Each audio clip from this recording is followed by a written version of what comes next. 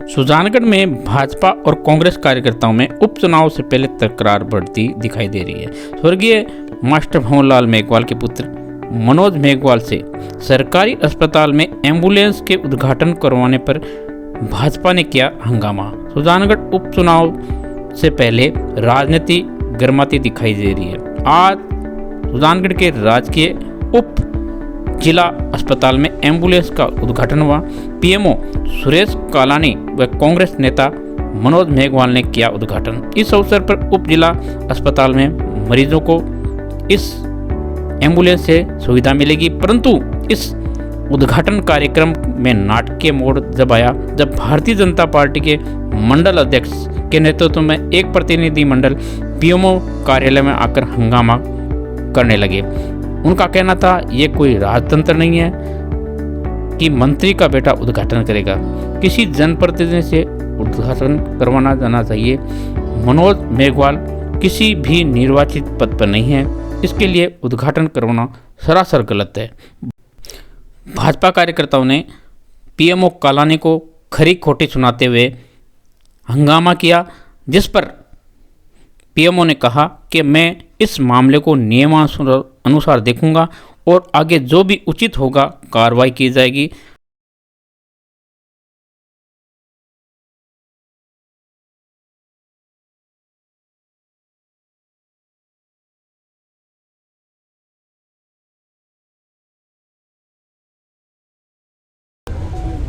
उद्घाटन तो पीएमओ साहब के रिक्वेस्ट पे किया है।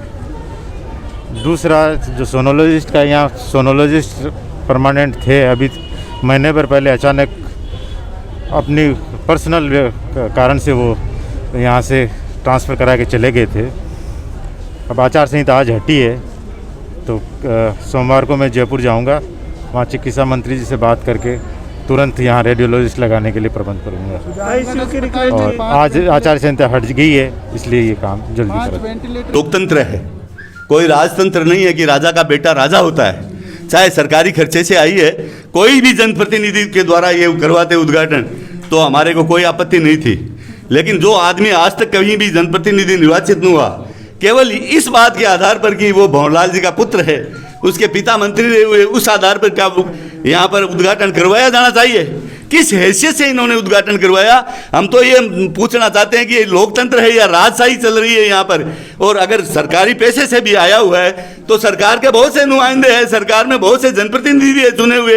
यूँ तो किसी के पुत्र को भी पहले वो सब एमएलए रहा हुआ है, उसके पुत्र से करवा रहे हैं, साहब वो तो फलाना रहा हुआ है, उसके पुत्र से करवा रहे हैं। क्या इस प्रकार से हो सकता है उद्घाटन? ये एक घोर लोकतंत्र की इन्होंने जो अवज्ञा की है और इस कोविड-19 की जो अवज्ञा की है, उसके खिलाफ हम यहाँ पर आए हैं इनको ज्ञापन देने के लिए। आगे चला है कि सरकारी चिकित्सालय में पीएमओ द्वारा मनोज जी मेघवाल के उद्घाटन करवाया एक एम्बुलेंस का। किस हैसियत करवाया है? वो क्या जनप्रतिनिधि है?